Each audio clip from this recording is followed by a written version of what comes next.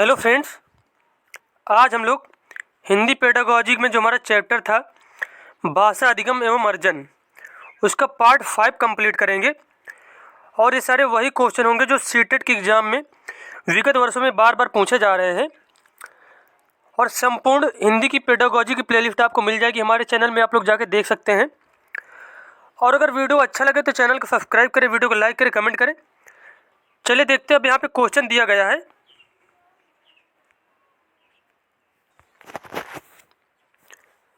अब यहाँ पे क्वेश्चन आपसे पूछा गया है, नोम चॉम्स्की के सिद्धांत के अनुसार हम सभी इस सहजात समझ के साथ जन्म लेते हैं कि भाषा कैसे कार्य करती है। नोम चॉम्स्की के सिद्धांत के अनुसार हम सभी इस सहजात समझ के साथ जन्म लेते हैं कि भाषा कैसे कार्य करती है। तो इसका आंसर हो जाएगा सार्वभौमिक व्याकरण के रूप में, सार्वभौमिक व्याकरण के रूप में। तो यहाँ पे हमारा बी ऑप्शन बिल्कुल सही हो जाएगा। देखते हैं अगला क्वेश्चन। अब यहाँ पे नेक्स्ट क्वेश्चन पूछा गया है, बहुभाषिक शिक्षा एक ऐसी प्रक्रिया है जिसमें शिक्षार्थी विद्यालय में अतिरिक्त भाषा सीखने से पहले से शुरुआत करते हैं। मतलब बताया गया कि बहुभाषिक शिक्षा जो होती है उसमें से बच्चा जब अतिरिक्त भाषा सीखता है उसके पहले मतलब कौन सी चीज़ सीखता है। तो इसका आंसर हो जाएगा जिसमें शिक्षार्थी विद्यालय में अतिरिक्त भाषा सीखने से पहले अपनी मातृभाषा सीखता है। पहले बच्चा जो होता है अपनी मातृभाषा सीखता है, उसके बाद फिर अन्य जो लैंग्वेज होती हैं उनको सीखता है।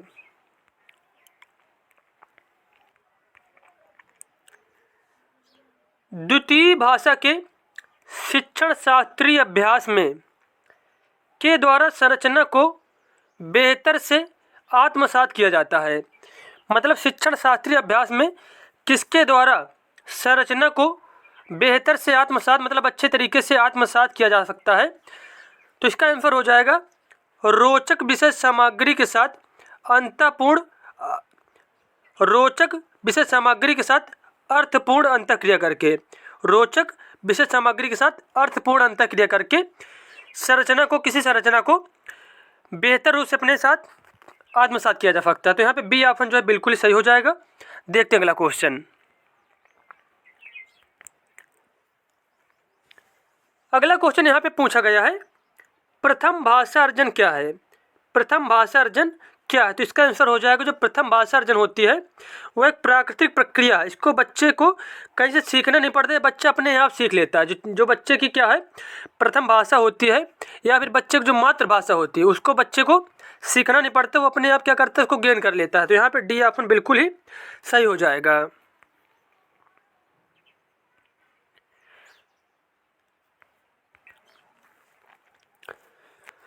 अब आपसे क्वेश्चन यहाँ पे पूछा गया है, खेल के मैदान फोन या दूसरे व्यक्तियों के साथ सामाजिक रूप से अंतःक्रिया में प्रयोग की जाने वाली भाषा किसका भाग है। तो खेल के मैदान या फिर फोन से एक दूसरे से जो व्यक्तियों से बात की जाती है आपस में, ये मतलब जो प्रयोग की जाने वाली जो भाषा है ये किसका भाग है। तो इसका आंसर हो जाएगा आधारभूत अंतर्वैयक्तिक संप्रेषणात्मक कौशल का, आधारभूत अंतर्वैयक्तिक संप्रेषणात्मक कौशल का भाग होता है। तो यहाँ पे ए ऑप्शन जो बिल्कुल ही सही हो जाएगा। देखते हैं नेक्स्ट क्वेश्चन।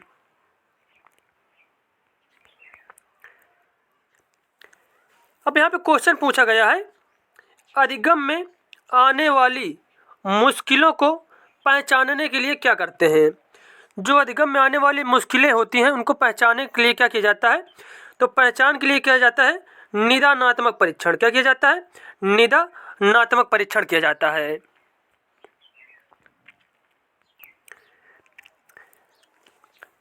उसके बाद क्वेश्चन यहाँ पे पूछा गया है, उपागम पद्धतियाँ हमें क्या बताती हैं।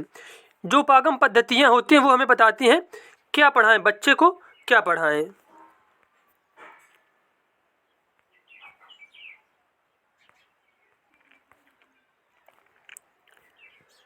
शिक्षण अधिगम प्रक्रिया में आकलन का उद्देश्य क्या है। शिक्षण अधिगम प्रक्रिया में आकलन का क्या उद्देश्य होता है। तो इसका आंसर हो जाएगा शिक्षार्थियों को प्रतिपुष्टि उपलब्ध कराना, शिक्षार्थियों को प्रतिपुष्टि उपलब्ध कराना।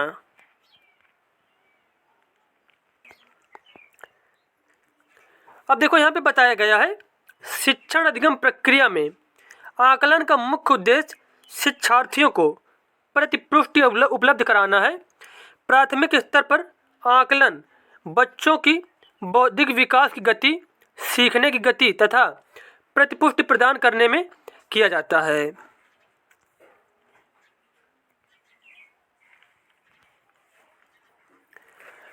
अब आपसे यहाँ पे क्वेश्चन पूछा गया है, भाषा अर्जन की अवस्थाओं के सही क्रम को चुनिए। तो भाषा अर्जन की अवस्थाओं का जो सही क्रम होता है, तो सबसे पहले क्या होता है, बबलाना होता है, फिर किलकारनी मारना जिसको कूइंग कहते हैं, फिर उसके बाद एक शब्दीय अवस्था, फिर उसके बाद टेलीग्राफिक वाचन तथा दो शब्दों वाली अवस्था होती है। तो यहाँ पे ए ऑप्शन जो बिल्कुल ही सही हो जाएगा।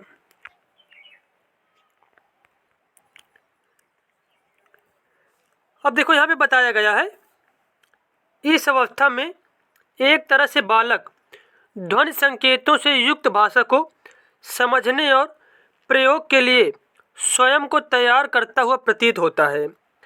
उसके बाद यहाँ पे बहुत इंपॉर्टेंट एक फैक्ट बताया गया है। देखो यहाँ पे जैसे कि बच्चे शब्दों की निश्चित संख्या से कुछ स्थायी नियम का अनुसरण करते हुए वाक्यों का निर्माण करना सीख जाते हैं। इन शब्दों से नए नए वाक्य एवं शब्दों का निर्माण होता है। यह किसने कहा था? चोम्स्की ने कहा था। किसने कहा था? चोम्स्की ने कहा था। फिर देखते हैं इनका एक बार कथन, बच्चे शब्दों की निश्चित संख्या से कुछ स्थायी नियम का अनुसरण करते हुए वाक्यों का निर्माण करना सीख जाते हैं। इन शब्दों से नए नए वाक्य एवं शब्दों का निर्माण होता है। यह किसने कहा था? यह कहा था चोम्स्की ने।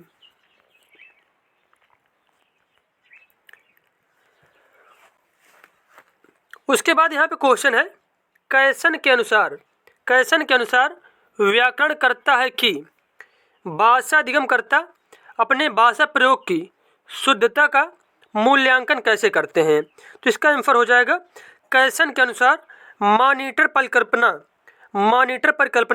व्याकरण करता है कि भाषा अधिगमकर्ता अपने भाषा प्रयोग की शुद्धता का मूल्यांकन कैसे करते हैं। तो यहाँ पे डी ऑप्शन हमारा बिल्कुल ही सही हो जाएगा।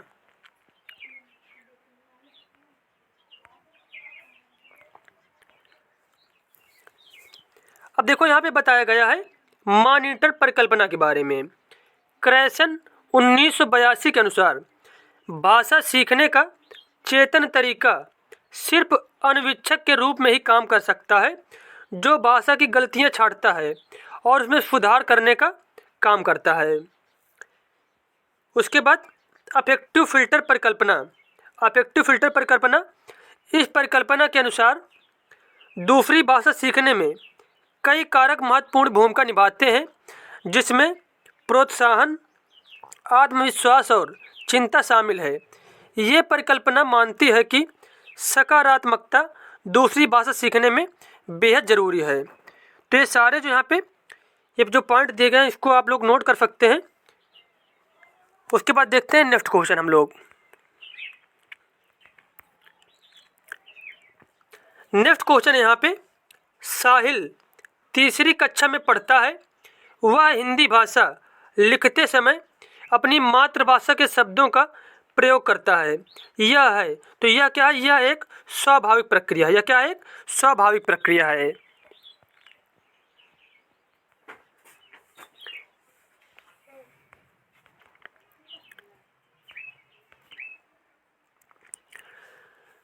उसके बाद यहाँ पे क्वेश्चन पूछा गया है, प्राथमिक स्तर पर भाषा सीखने सिखाने की प्रक्रिया में सर्वाधिक महत्वपूर्ण है बच्चों को, मतलब प्राथमिक स्तर पर बच्चों को भाषा सिखाने के लिए सबसे ज़्यादा महत्वपूर्ण क्या है? तो इसका आंसर हो जाएगा अपने मन की बात कहने के अवसर देना। बच्चों को अपने मन की बात कहने के अवसर देना।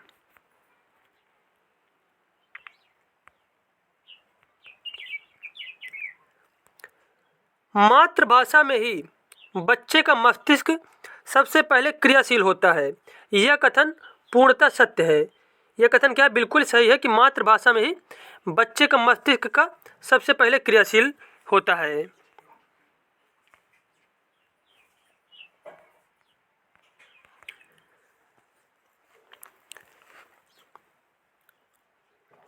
उसके बाद क्वेश्चन यहाँ पे पूछा गया है, कहानियाँ बच्चों के भाषा विकास के किस पक्ष को सर्वाधिक प्रभावित करती हैं? कहानियाँ बच्चों के भाषा विकास के किस पक्ष को सर्वाधिक प्रभावित करती हैं? तो इसका आंसर हो जाएगा कल्पनाशीलता एवं सृजनात्मकता को। कल्पनाशीलता एवं सृजनात्मकता को।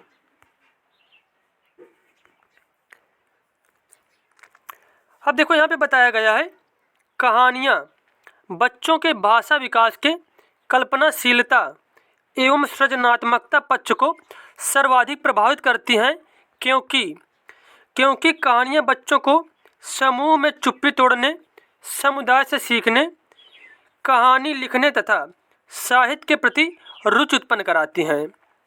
उसके बाद क्वेश्चन है, भाषार्जन क्षमता से संबंधित है। भाषार्जन क्षमता से संबंधित है चॉम्स्की। कौन संबंधित है? चॉम्स्की संबंधित है।